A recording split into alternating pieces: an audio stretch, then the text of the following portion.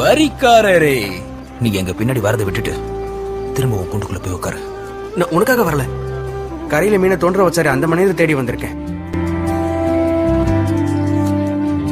விவரிக்க முடியாத அழைப்பு இது, சொற்கள் அடுத்து புரியாத உறவு இது, அழைத்தவர் உடன் வரும் பயணம் இது. மத்தேயு, அல்பேயுவின் குமாரனே, சொல்லுங்க. என்னை பின்தொடர்ந்து வா. நானா? ஆமா, நீதான். இவன் என்ன செஞ்சான்னு உங்களுக்கு தெரியுமா? தெரியும்.